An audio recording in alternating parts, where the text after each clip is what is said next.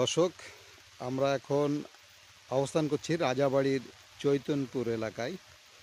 আপনারা দেখছেন যে বিশাল আকৃতির এখানে ড্রাগন বাগান করা হয়েছে। যে ড্রাগন বাগানে আমরা আপনাদেরকে দেখানোর চেষ্টা করছি যে এখানে অনেক ফল, প্রচুর ফল হয়েছে।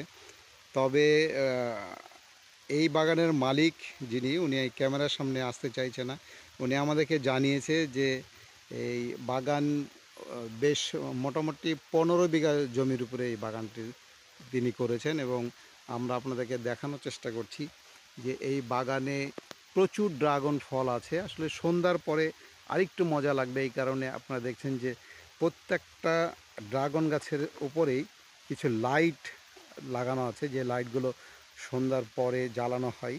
এবং এই লাইটগুলো দেওয়ার উদ্দেশ্য হলো যে শীতকালে যেন তারা এই গাছগুলোর থেকে আরও কিছু ফল পায়, সেই আশাতেই তারা এই লাইটগুলো জ্বালায়। এবং তারা বলেছে যে নিয়মিত ফল আসে, এই লাইট লাগানোর কারণেও নিয়মিত তারা ফল পায়।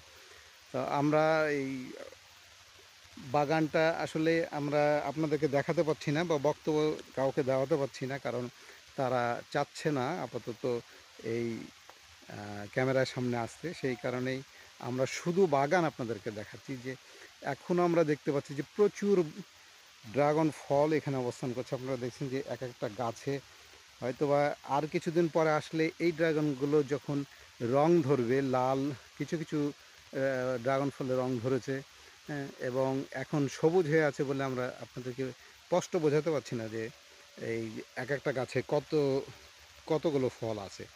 তো আমরা আপনাদেরকে দেখাচ্ছি যে এই যে সুন্দর করে সারিবদ্ধভাবে যে গাছগুলো লাগানো আছে। আমরা জানি যে সম্ভবত এই ড্রাগন ফল প্রথম আবিষ্কার হয় থাইল্যান্ডে,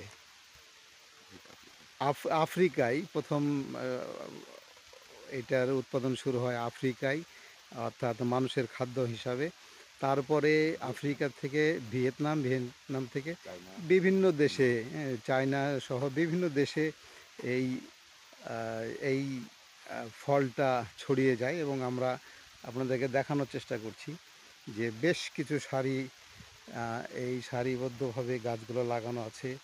এবং আমরা যদি একটু নিচের দিকে দেখি যে এই যে পানি বাইর হওয়ার জন্য একটি জায়গা রাখা আছে, দুই দুই লাইনের মাঝে একটি করে গর্ত করা আছে, যে গর্তগুলো পানি যেন আটকে না থাকে, সেই সেই কারণেই এই গর্তগুলো করা আছে। আমরা আপনাদেরকে দেখাচ্ছি বিভিন্ন আমরা একটু দূরে দেখানোর চেষ্টা করি, হ্যাঁ, যে এখানে 15 বিঘা সম্পত্তি।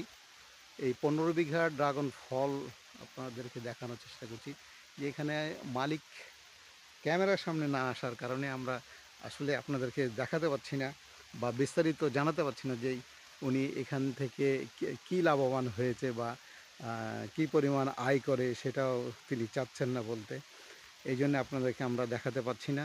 তো দর্শক, আগামীতে আপনাদেরকে অবশ্যই মালিকের পক্ষ নিয়ে, মালিকের সাথে কথা বলে আমরা তার বক্তব্য নিয়েই আমরা পরবর্তী আপডেট দেব। আজকের মতো এখান থেকেই শেষ করছি। আল্লাহ হাফেজ।